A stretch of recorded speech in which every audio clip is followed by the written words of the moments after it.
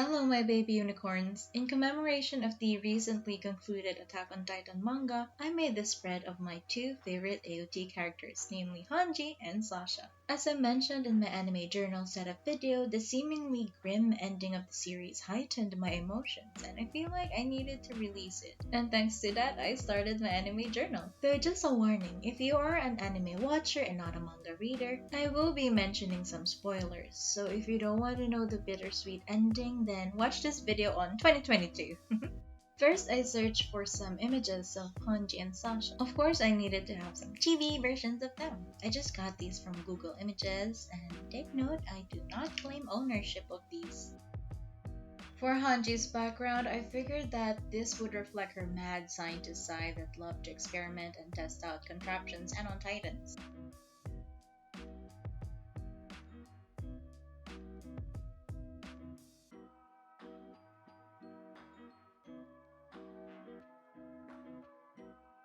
Framing spreads through washi tapes is something that I find necessary. It's quite rare for me to have a spread that is not framed by tapes, and I chose these somber tones to resemble the hue of their uniform.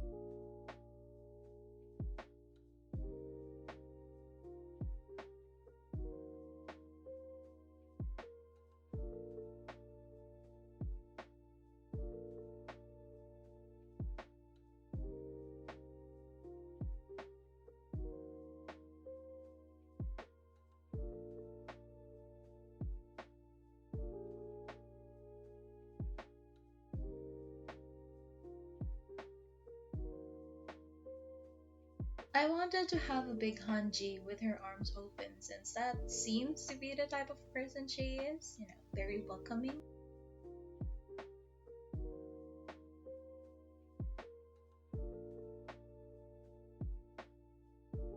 I had to include this frame from the manga when she was telling Levi that she was going to buy them sometime. When I was reading that part when she was passing the torch of being commander to Armin, I was already bawling my eyes out. And the thing that hurts more is the fact that Levi has been resting all this time, but when Hanji was leaving, he made the effort to stand up and meet her, and her line hurt so much because she said to Levi, "It's my turn.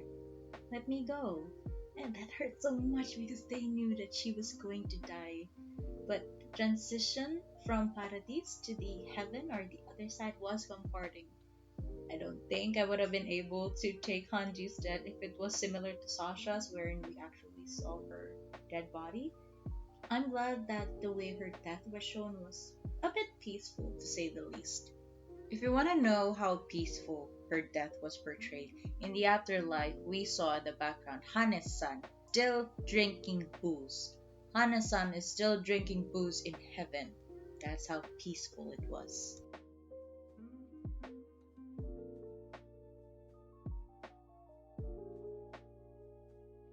I know that in the manga, Hanji is non binary, but in the anime, they made the character female. Regardless, when you look back at her treatment of Eren's batch, she really acted like their mother, not just their superior. I remember when she and Connie reported to Erwin that the Titans were actually humans first, as per their findings from Ragako village. She waited for Connie and made sure to walk closely to him since he was feeling very sentimental about the issue. Not to mention the horror in her face when Connie said that Sasha was dead, since she and Levi almost raised these kids practically in that time span.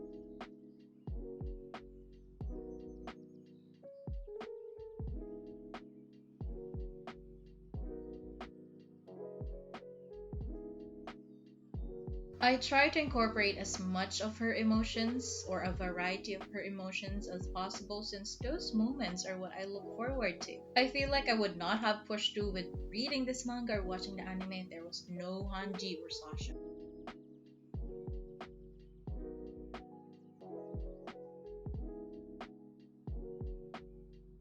Of course, I cannot forget Moblit. I saw a post on Instagram saying that if loyalty was ever a person, it would be him.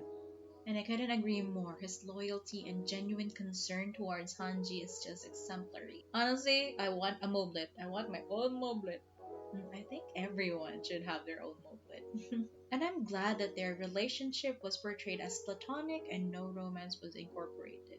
Then again, this is Isayama we're talking about, so I doubt that any romance would have survived. Speaking of romance, some members of the fandom kinda don't like the idea that Eren had feelings for Mikasa. I find it actually admirable that all these times he was able to keep it in, that instead of hating on him, we need to remember that they live in an island where man-eating titans were everywhere. And the fact that he, as a teenager, he was able to keep it, his hormones, his feelings from showing because he knows that the world or the island that they live in is not conducive for starting a family or budding romance. Find that to be very mature of them. Know that the chibi titan I included is the colossal titan and not Sonny or Bean, but I wanted a cute titan in this spread.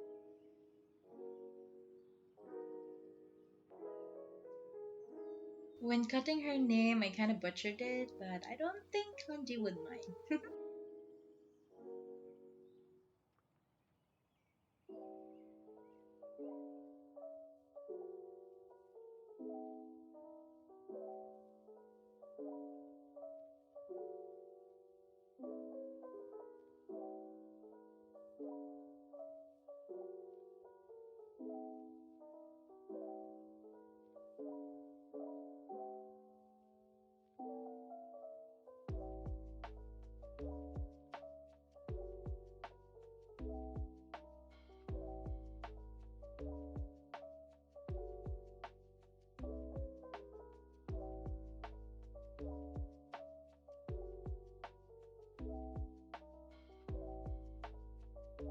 Now, moment of truth, I realized that her flying image is in the middle and might be caught up with the division of the page or when I punch out the holes.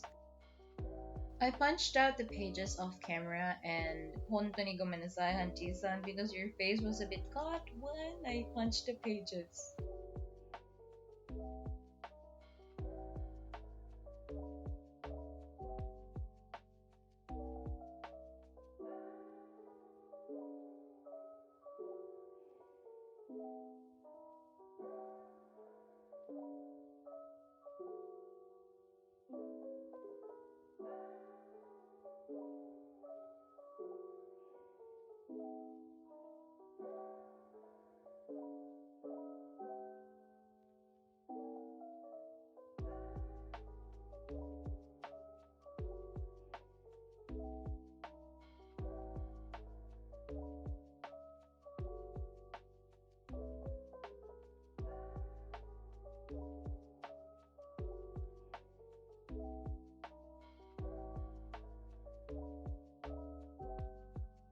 Moving on to Sasha's spread, I also use somber tones of Washi, and to reflect her love for eating, I choose the kitchen as the background. This is the natural habitat of our beloved potato girl. It's kinda sad though that her blossoming romance with Nicolo did not have a chance to bloom. There were even some speculations that her last words wasn't Niku, which is the Japanese word for meat, but it could possibly be Nicolo. Either way, I still hated Gabby during that time for that, but I know that in the part of the series, specifically season 4, the line between the people who are right and wrong are kind of ambiguous. Think of it this way: if the main character were the people from Marley, let's say that the development we have been following from the start is that of Reiner, then we would see Eldians from Paradise as the real enemy. Anyway, going back to Gabby, I was very satisfied in the last chapter that she and Falco are looking after Levi.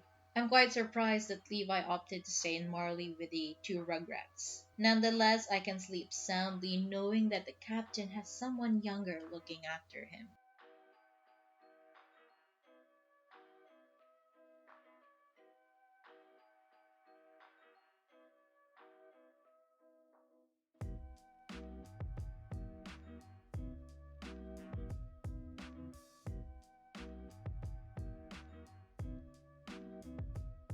Okay, back to Sasha. I placed this picture of her and Mikasa since they were close. I mean, among the female cadets, they were the ones who were close to each other. Ymir and Krista or Historia were always together, while Annie has her own world. So it was only natural that they were close to each other. And honestly, the fan arts with her crying over Sasha's grave just hits me every time. I saw one a fan art scene wherein Eren visits her grave, bringing a potato and handing it to her spirit, but the potato just drops to the ground and he starts bawling. And he said along the lines, "So I'm sorry I'm late, like for visiting her grave."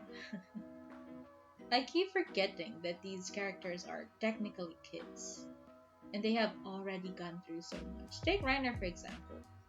When he was already back at Marley, I mean the 4-year time jump, he was only around 20 or 21 years old, but he already looked worn down by trauma.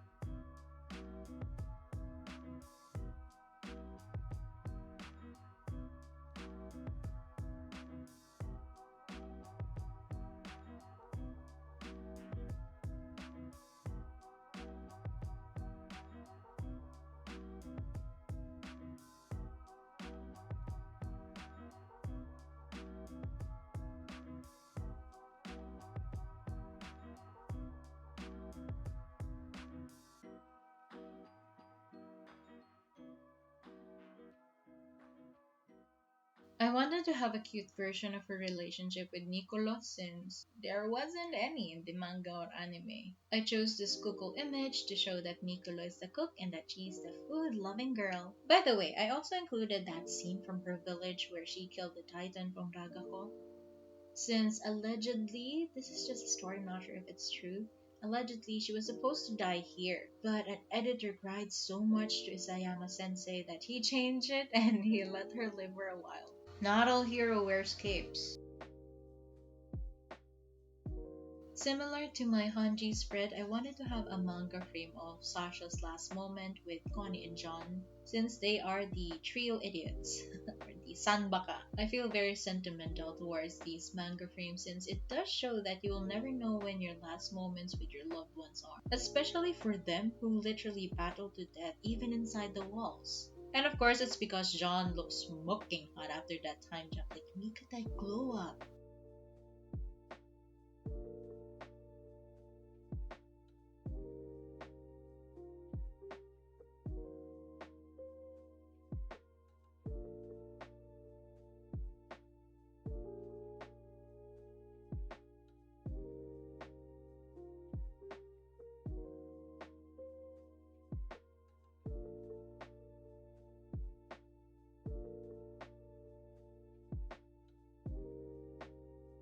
Now, my thoughts for the ending of the series. It does feel bittersweet since the remaining humans still had that fear towards the Eldians. And the aliens back at Paradise are still Jaegerist, which kind of makes Aaron's sacrifice futile in a sense. But looking at it, Aaron paved the way, and now it's the job of the others to polish things out. And because of the OVA or the OVA, I had a feeling that the things happening involving the Titans are somewhat related to Mikasa, and surprisingly, involving when we involved Ymir, the founding titan, it does kind of relates to Mikasa in a sense. I'm not gonna spoil much regarding that. I don't really feel much pain towards Mikasa's and Eren's love story since she was ready for Eren to leave her since they know that a Titan shifter only has what, 13 years to live. Meaning she was aware that Eren will have to die earlier than her. And as a romantic, I hope that Mikasa does not marry anyone else. I honestly don't. And with how much she devoted herself to Eren, I don't think she would marry. Sorry, John, I don't think you have a shot. But one thing that satisfied me the most was Levi staying alive. It was definitely heartwarming to see the world's strongest soldier resting and relaxing. He can finally open up his tea shop. After all that he's gone through, he deserves to live peacefully.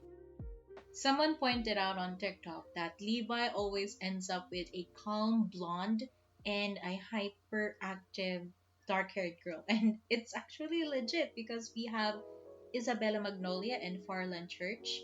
And then next batch we have Hanji Zoe and Erwin. And then now we have Gabby and Falco who are also, that trope, the calm blonde and the hyperactive dark haired girl. And it's so cute.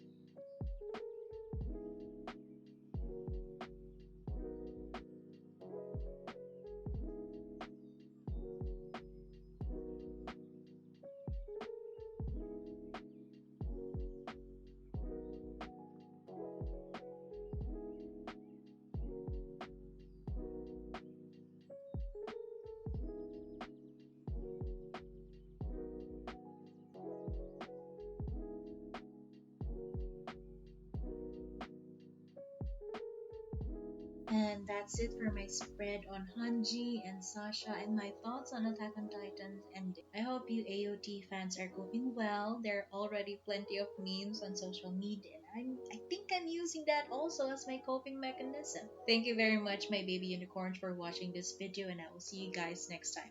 Shinzo wa Sasagyo!